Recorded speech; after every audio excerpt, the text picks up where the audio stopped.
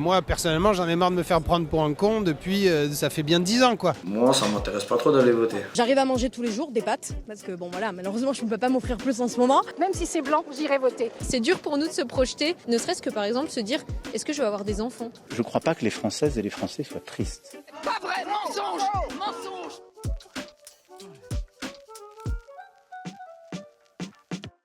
On me dit oui, mais la Révolution française, ils se révoltent, non, les Français? Je dis non, les Français, peut-être je le savais déjà, mais ça s'est montré, ils sont très obéissants.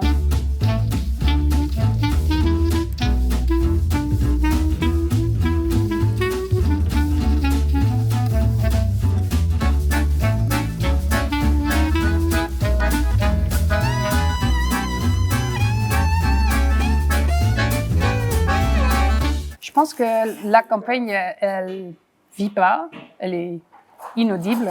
C'est presque comme si elle est inexistante. La campagne n'a pas vraiment commencé parce que Emmanuel Macron s'est dit je vais entrer en campagne au plus tard possible. Après, il y a eu l'invasion russe en Ukraine et c'est là où les Français ils veulent se rassembler autour d'Emmanuel Macron. C'est le chef de l'État, c'est le chef de l'armée, de la diplomatie française et c'est lui le seul dirigeant européen qui parle à Poutine. Donc, il y a une campagne, oui, mais personne n'en parle, personne ne le voit, parce que on se dit aussi, on va garder le même président. C'est devant l'école avec les parents qu'on n'en parle pas, c'est dans les villages ruraux qu'on n'en parle pas, c'est un peu partout.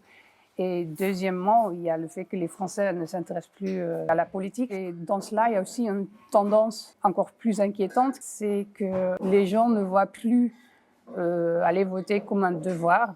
Et surtout, les jeunes diplômés, même pas la moitié, dit que aller voter, c'est une façon de dire son mot. C'est des fois comme si la politique, c'est un peu un produit de consommation. Je prends un coca, non, je prends pas un coca, je vais voter, non, j'y vais pas, j'ai pas envie. Et quand on s'y intéresse plus, quand c'est plus un devoir d'aller voter, c'est encore pire, il y a même plus d'attente.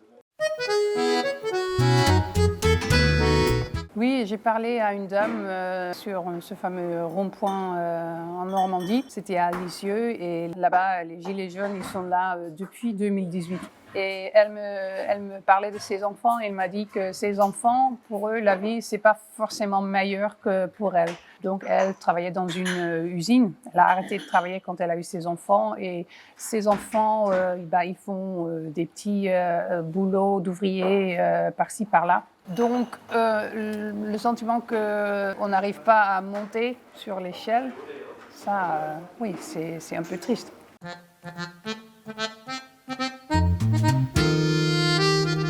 Ce qui m'a surprise, c'est les Français, peut-être je le savais déjà, mais ça s'est montré, ils sont très obéissants. Tout le monde porte le masque. Aux Pays-Bas, personne n'en voulait, c'était pas obligatoire partout. Donc ça m'a surpris et finalement je pense que ça a été bien parce qu'aux Pays-Bas, ils ont tardé à prendre des mesures qui étaient déjà prises ici et ça a marché. Même avec les couvre-feux à 18h, c'est super tôt. Tout le monde était à l'intérieur. On me dit aussi, oui, mais la Révolution française, ils se révoltent, non, les Français? Je dis non, je pense qu'ils ont aussi peur du virus, peur d'être malade, de tomber malade, plus que les Néerlandais.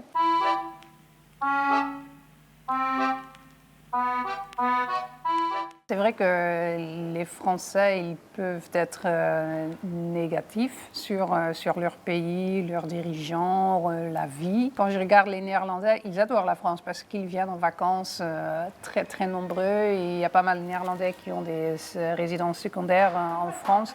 Donc ils aiment la charme de la France. Mais quand je regarde l'opinion aux Pays-Bas, par exemple, quand je dis à ma rédaction je voudrais écrire un article sur les retraites, la réforme des retraites, ah oui, ils vont finalement monter au-dessus de 65. Je dis non, c'est 62. Il y a un peu l'impression qu'on n'arrive pas à faire des réformes ici, qu'on ne s'y met pas trop, qu'on s'en fout du déficit, des dettes.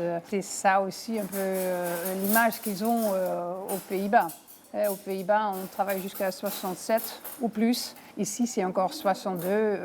L'idée qu'on doit avoir le droit de pouvoir arrêter de travailler à 62 ans et on vit jusqu'au moins 80. Oui, je trouve ça bizarre que l'opinion publique est toujours si attachée à cette retraite à 62 ans.